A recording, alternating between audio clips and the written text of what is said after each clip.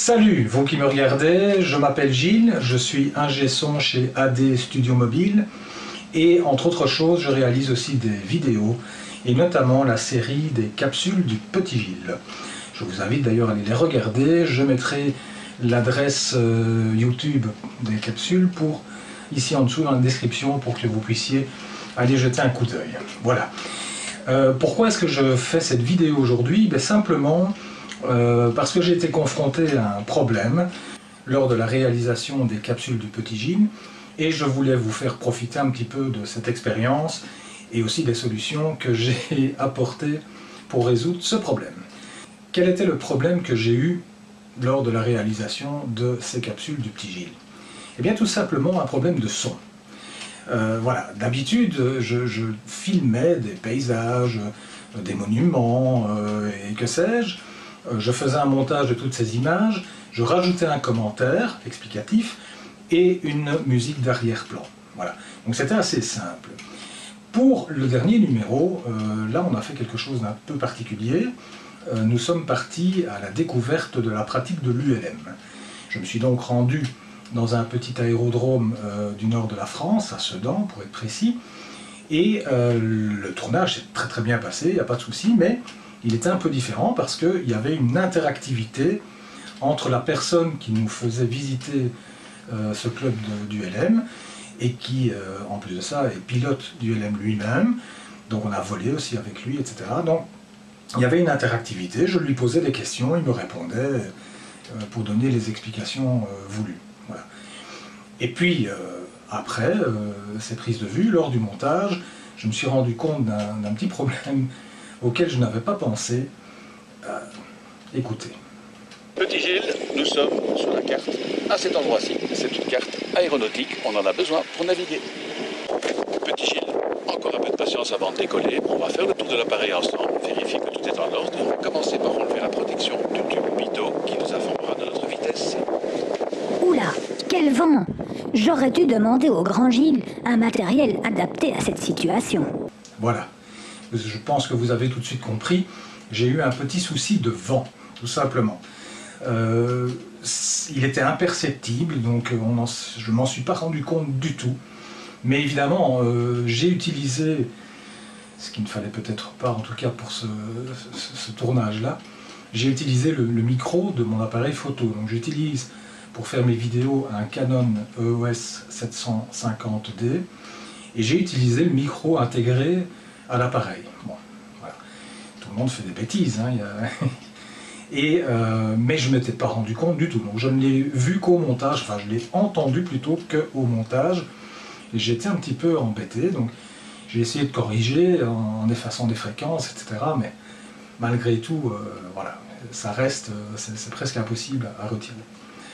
Donc je me suis dit, si je veux encore faire des capsules avec de l'interactivité, de l'interview des gens, et notamment en extérieur, il va quand même falloir s'équiper du matériel nécessaire pour éviter ce genre de problème. Et voilà, c'est l'objet de cette vidéo. J'ai décidé d'utiliser plusieurs systèmes de captation sonore en fonction un petit peu des choses que je vais rencontrer lors des tournages, des configurations, que ce soit extérieur, intérieur, etc. Donc vraiment pour avoir toutes les solutions à apporter en fonction de ce que je dois faire. Voilà.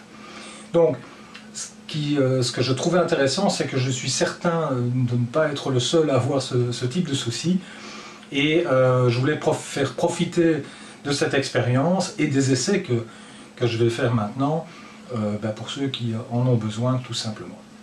Bon, le premier test que l'on va faire, en fait on le fait déjà, donc c'est le son du micro intégré à la caméra du Canon 750D que vous entendez depuis le début de la vidéo.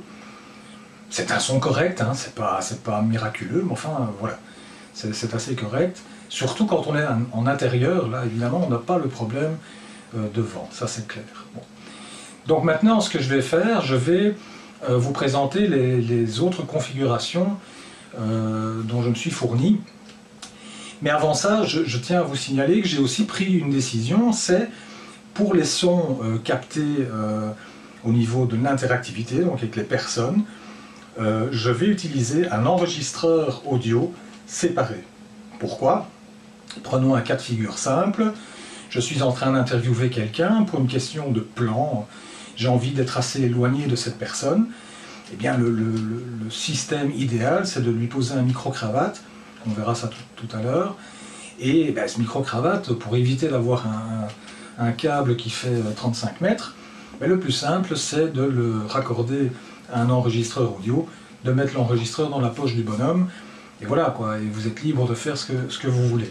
Donc c'est un peu le but de cet achat. Donc qu'est-ce que j'ai pris pour faire ça? J'ai pris, voilà, le Tascam hein, DR05, c'est un petit appareil, hein, il n'est pas plus grand que ça, il est là, voilà, je l'ai placé là comme ça, vous pouvez le voir. Et ben, le Tascam ici, il coûte 85 €, donc c'est pas non plus un prix exorbitant. Et Tascam est quand même réputé hein, depuis toujours dans la prise de son et notamment dans la prise de son vidéo. Beaucoup de journalistes trimballent avec eux ces petits appareils-là pour leur prise de son. Hein.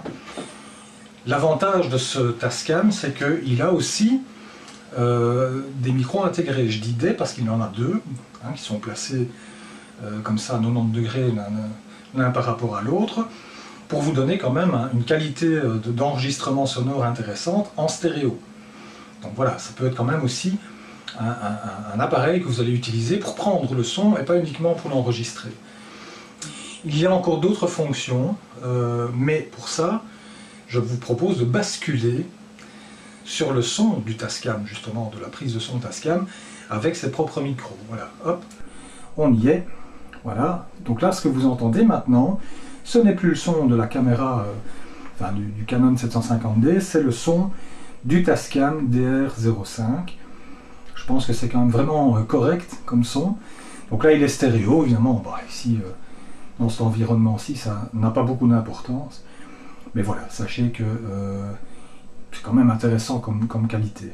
Donc quelques petites précisions supplémentaires. La première, c'est la qualité, évidemment, de son enregistrement, puisqu'il il utilise les formats standards audio que l'on utilise en studio, hein, notamment, qui est le format WAV en 44.1 16 bits, donc voilà, qualité tout à fait irréprochable.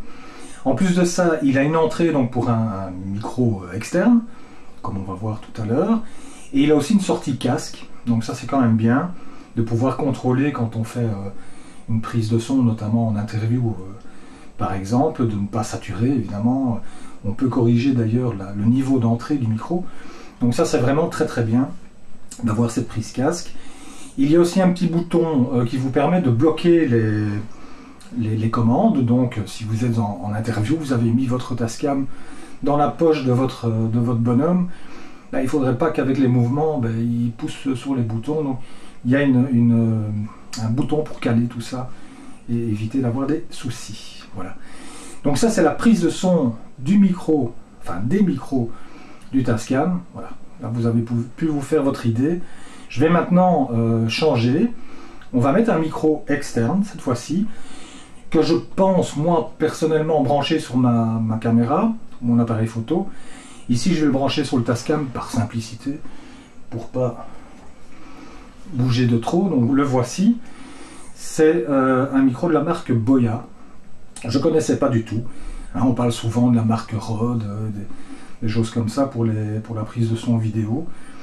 C'est quand même nettement moins cher, il faut le dire. Mais visiblement, le résultat est quand même assez intéressant. Alors dans la marque Boya, il y a évidemment toute une carrière de micros différents. J'avais d'abord pensé acheter un micro un peu canon, qui permettait d'avoir, de faire des prises de voix, etc. à distance. Mais le problème, c'est que ces micros-là sont mono. Hein. Moi, j'avais quand même envie de pouvoir prendre un son d'ambiance avec l'appareil photo, avec la caméra, un son d'ambiance, et d'utiliser le son enregistré sur la caméra pour l'ambiance. Et là, je préférais avoir un micro stéréo. Donc en voilà un, voilà, c'est un petit micro stéréo. Donc il y a une petite pile dedans, petite pile de type montre qui est fournie avec. je vais le brancher et on va directement écouter ce que ça donne. Hein.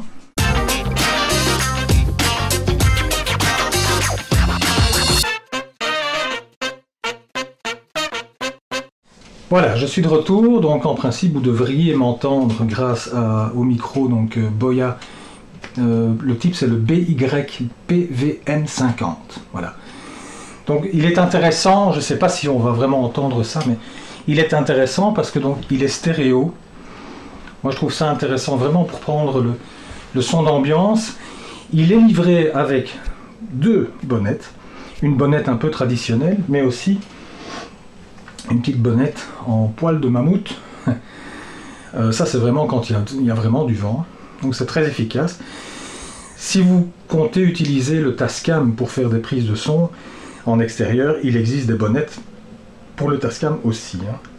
Voilà, donc tout ça c'est livré avec, il y a un petit étui aussi, voilà, donc c'est vraiment bien. Donc voilà, je parle en fait pour que vous puissiez vous faire une idée de la qualité du son. Hein. C'est pour ça que je raconte un peu tout et n'importe quoi, mais c'est pas grave. Voilà. Ce micro-là, 60 € quoi. Donc c'est vraiment pas cher. J'avais regardé pour des micros Rode aussi, mais là on monte dans les presque 100, voire plus. Ça va jusqu'à 150, 200 € et même encore plus haut. Donc voilà, ici je trouvais quand même que c'était un bon rapport qualité-prix. Je vous laisse juge, hein, c'est à vous de faire votre propre opinion. Moi je ne fais que balancer mes infos. Je ne modifierai pas le réglage du son au montage de cette petite vidéo. Hein. Donc je laisse ça comme ça pour que vous puissiez vraiment vous faire votre propre idée. Ça va? Voilà, donc ça c'est le petit micro Boya stéréo que dans mon cas je vais le placer sur ma caméra pour prendre le son d'ambiance. Ensuite, nouveau changement, maintenant je vais placer un petit micro-cravate pour les interviews. Je reviens.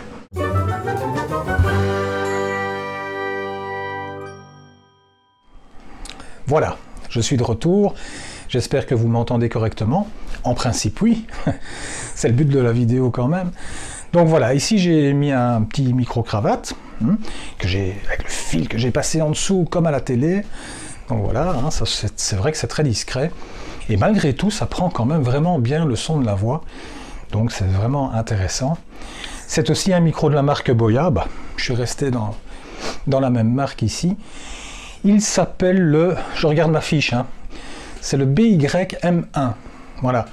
C'est un petit micro-cravate à un prix tout à fait dérisoire, puisque c'est 20 €. J'ai vu moins cher hein, que ça encore, mais bon, faut peut-être pas non plus tomber dans un travers trop bon marché, mais 20 € pour un micro, c'est quand même vraiment pas grand-chose. Et je crois que le résultat est quand même assez intéressant. Voilà, vous avez bien entendu. Ok, allez, on passe au suivant. J'ai fait un dernier test. Là, c'est pas un micro que j'ai acheté, parce que je l'avais déjà depuis longtemps. J'en ai même plusieurs. Je vais faire un test de micro, je dirais, plus reportage comme à la télévision. Donc un micro que l'on tient en main. Et pour ça, je vais utiliser un micro d'une marque très connue, vous allez voir. Je reviens dans un instant.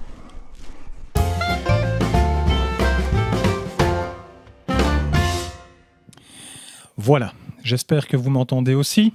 Normalement, oui, et même très bien, je pense. Voilà. Donc ici, qu'est-ce que j'ai pris? J'ai pris un micro que j'utilise normalement en studio, hein, d'enregistrement audio, quoi, hein, musical. C'est le micro le plus utilisé, je crois, pour la captation d'instruments. C'est le SM57 de chez Shure.